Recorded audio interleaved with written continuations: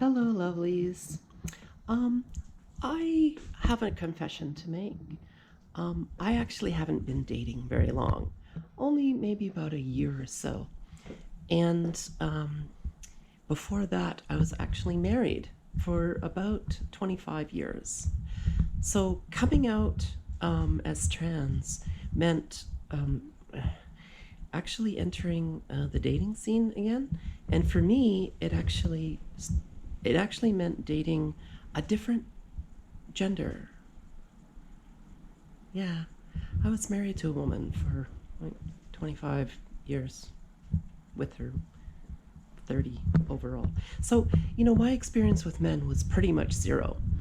And that's where I started from last year at this time. Well, maybe before. It's like 14, 15 months. Anyways, I started with zero experience. And what I thought that I would share with you is some stories about my dating experience with men over the last year or so. One that particularly stands out was a fellow that I met on an app called, I think it was Transgender Date, although I can't really remember. And I have a very few set of ground rules when it comes to meeting men online. I want to be safe. So the first date is always in a public place. So I pick a cafe or a restaurant or library or furniture store or wherever you want to meet. I don't care. We can sit down and we have a chat. And that's basically it. I get to know you, and if things work out, hey, wonderful. Um, so this man was very insistent that we meet somewhere private. I didn't really know very much about guys and dating at the time, but I stuck to my guns and I said, no, no, have to be a cafe or a restaurant, just someplace public where we can chat and I can get to know you. And he kept insisting, oh no, I just want to come over and cuddle. And I said, no, no, no, that's not going to work. And so we would go a little bit farther in the conversation, and he tried to convince me to go for a drive with him and go parking in his car. And I said, no, no, that's not going to work either because that's not safe. So he kept insisting on these things, and I kept saying no to it. And I don't know, I guess he really wanted to meet me because eventually I got him to agree to come to a cafe near where I live on Queen Street West. And so we agreed. And it was about 10 o'clock at night. I went it was a Starbucks. And it turns out that Starbucks actually closes at 10 o'clock. So when I got there, the place was closed, and he was parked across the street.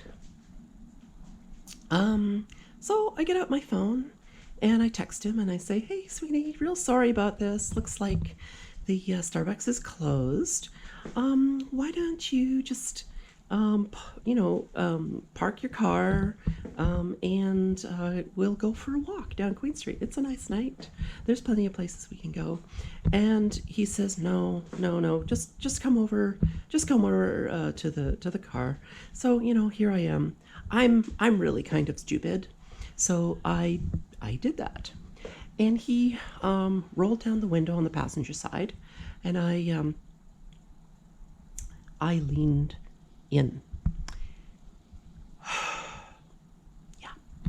So it occurred to me as I was leaning in that I look very much like a prostitute right now.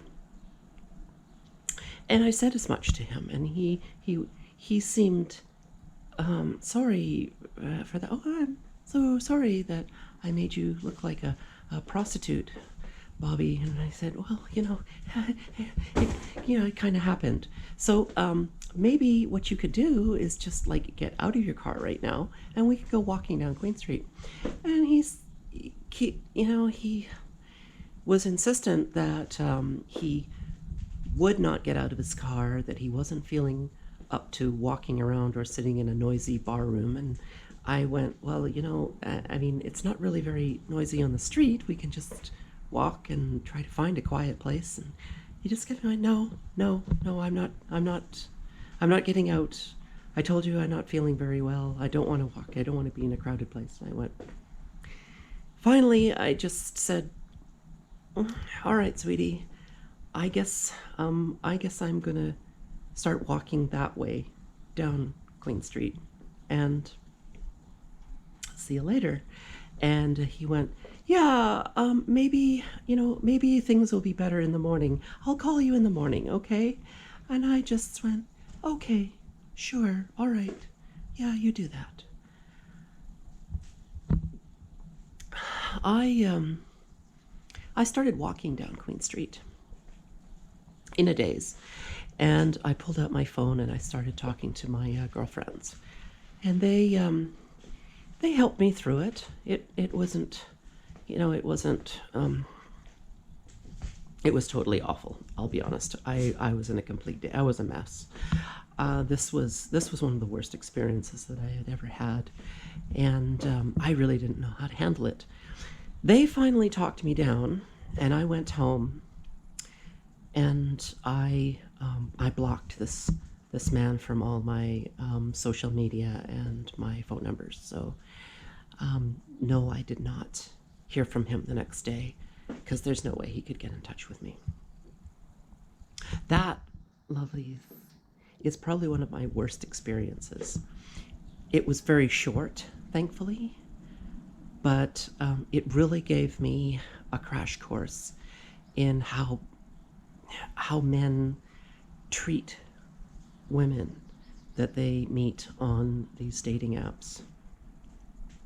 I'll go into that thought maybe on another video, but right now I think I'll just say I hope you enjoyed the story, and I'll see you next time on Bobbi's Worst Dating Experiences. Bye!